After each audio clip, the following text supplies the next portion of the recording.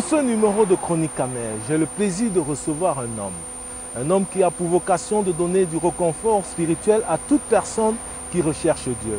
Il a accepté d'échanger avec nous ses expériences spirituelles sur la tradition africaine et l'Église, qu'elle soit protestante ou catholique, ou encore des églises réveillées. Pierre Wawel nous plonge dans les profondeurs de la spiritualité moderne et traditionnelle.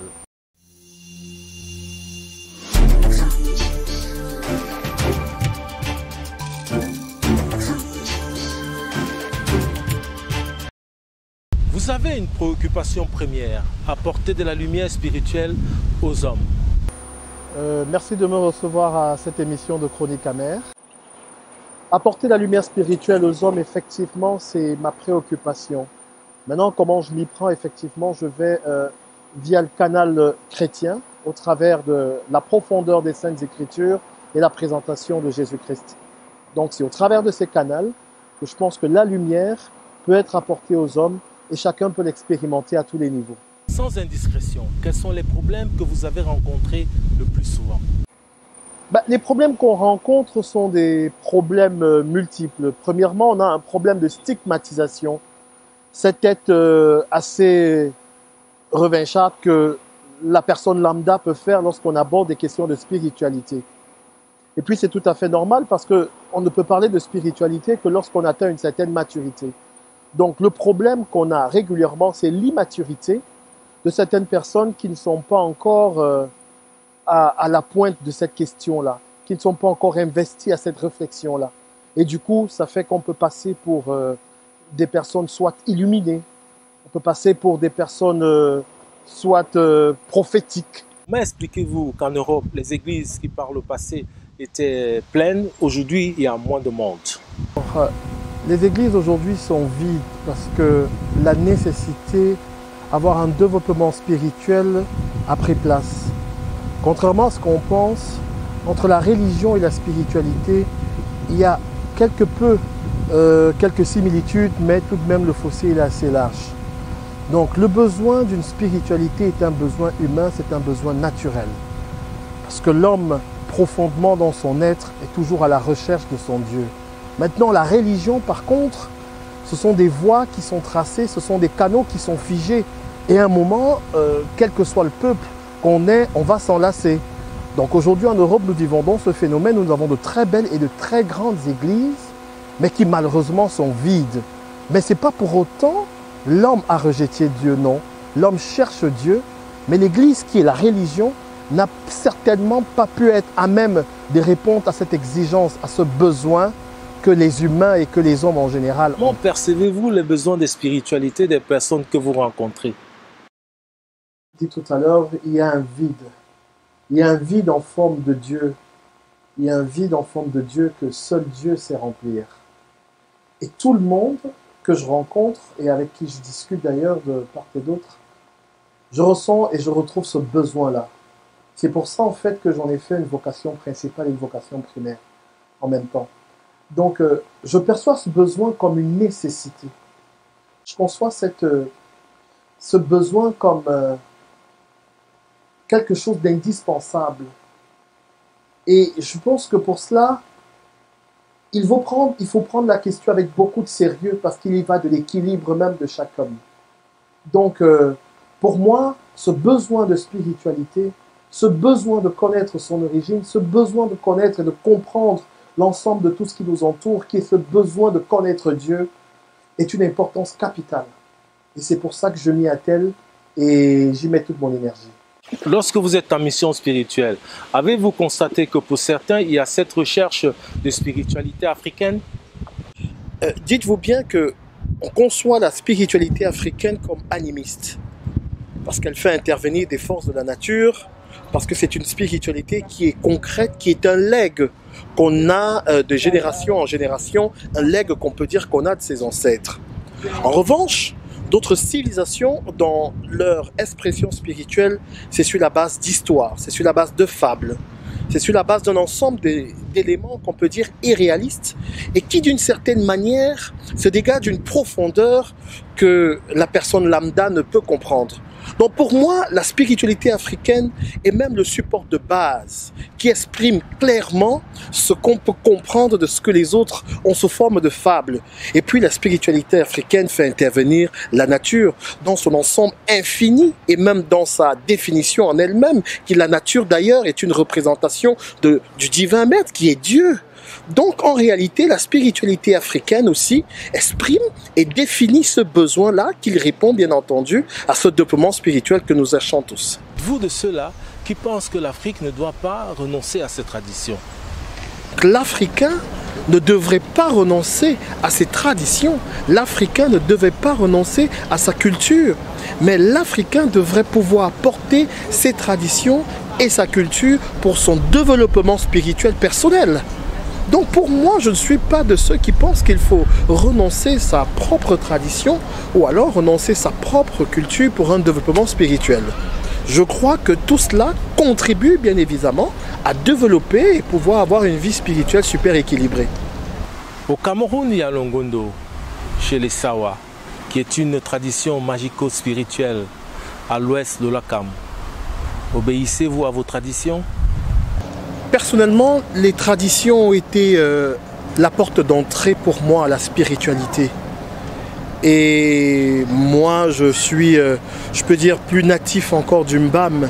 Et je suis personnellement très à l'affût et très à l'écoute de tout ce qui est tradition, de tout ce qui est rituel.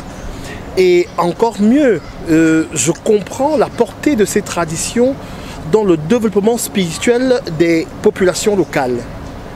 Et je peux dire d'une certaine manière, lorsque j'adapte tous ces principes et tout ce qui est appliqué, ça retrouve bien évidemment ce qu'il y a dans la Bible. Lorsqu'on parle de la tradition des peuples israélites de la Bible, c'est une culture qui est propre à eux. Ce sont des rituels qui sont propres à eux. Mais les principes sont les mêmes pour tous les peuples. On parle toujours de sacrifier un agneau.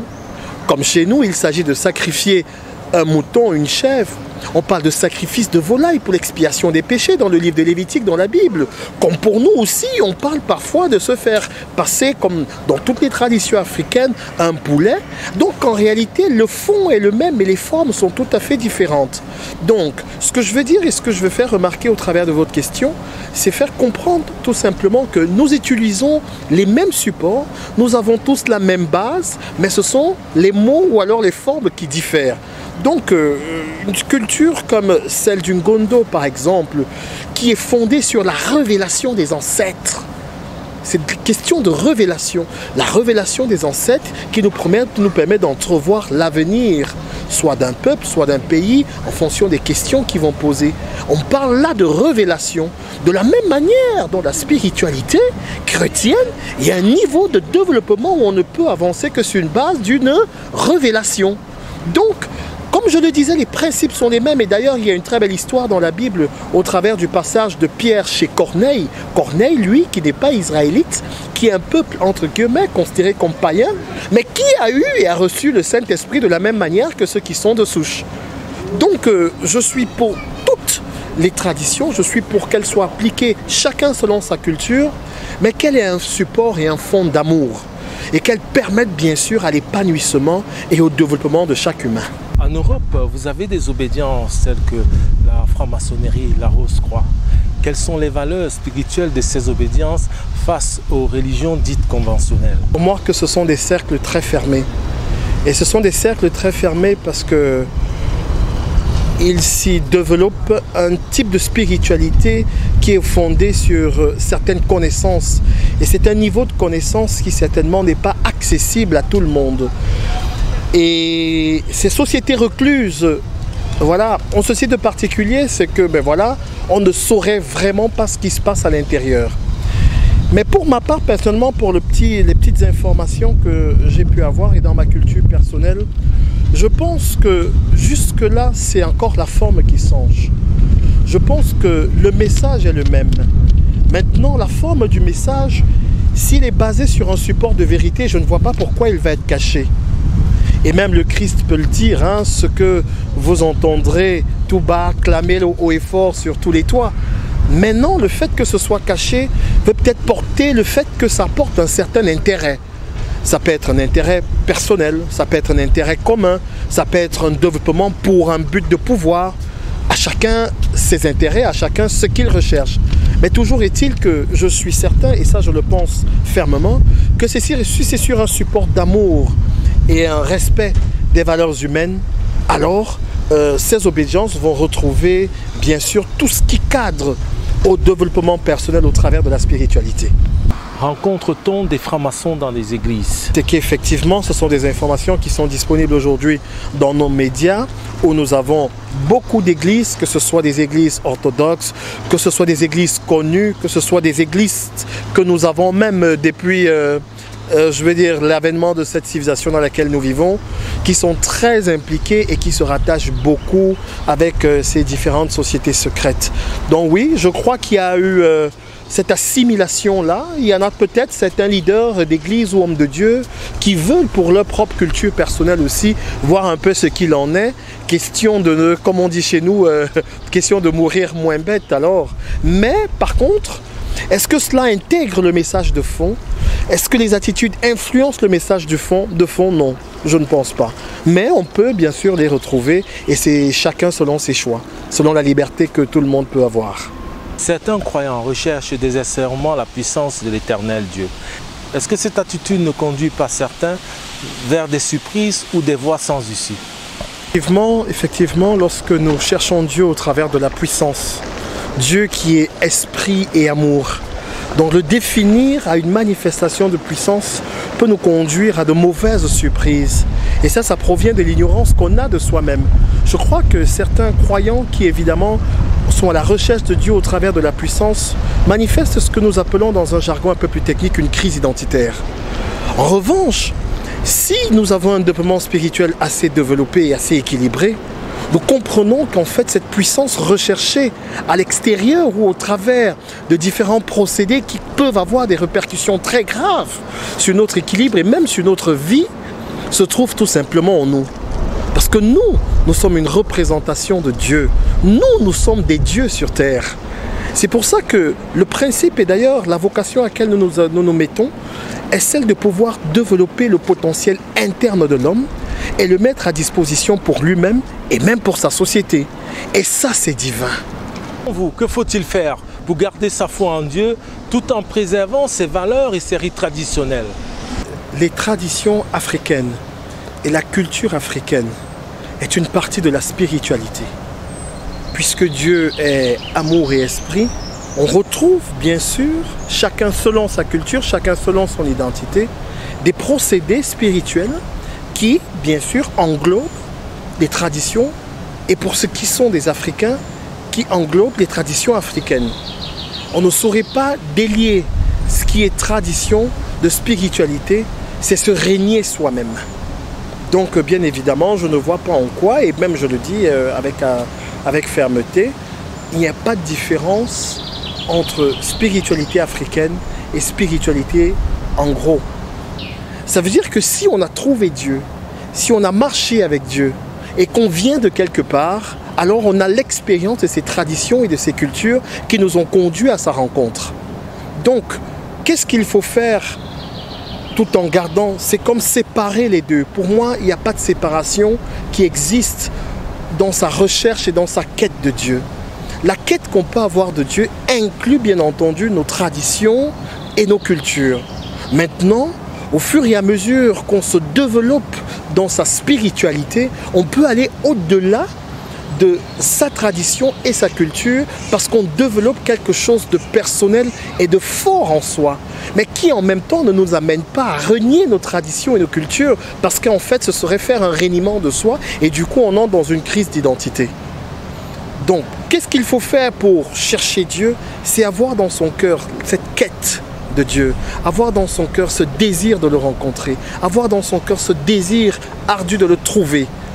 Et maintenant, en régnant ces traditions, non, mais en acceptant qui nous sommes et en acceptant exactement d'où nous venons. La parole de Dieu en elle-même pour quelqu'un de non avisé peut être traitée de magico-spirituel. Parce que si on dit aujourd'hui qu'au travers de la parole, on peut retrouver une guérison, Si on dit aujourd'hui que sur une simple imposition de main, on peut retrouver sa raison pour des personnes qui sont dites lunatiques, ça veut dire qu'il y a quand même un petit côté mystérieux. Et il faut savoir que ce qui vient du mystère peut être assimilé à la magie lorsqu'on ne comprend pas le fondement. Donc, la tradition aussi a son côté exclusif qu'elle réserve à des personnes que je dirais plus initiées et qui peuvent d'une certaine manière être développées, qui peuvent être spirituellement plus développées. Donc, j'ai parlé tout à l'heure d'une quête progressive. Lorsqu'on est dans sa quête progressive et qu'on grandit, on a une certaine croissance spirituelle, ce qui était magique d'antan devient mystérieux pour celui qui ne sait pas. Donc, il en est de même pour toute spiritualité, qu'elle soit chrétienne ou qu'elle soit africaine. Vous l'aurez compris, le mystère de la parole de Dieu et le mystère de nos traditions ne sont pas dissociables. C'est ici que s'achève cette émission de Chroniques Amères et nous espérons vous retrouver pour le prochain numéro.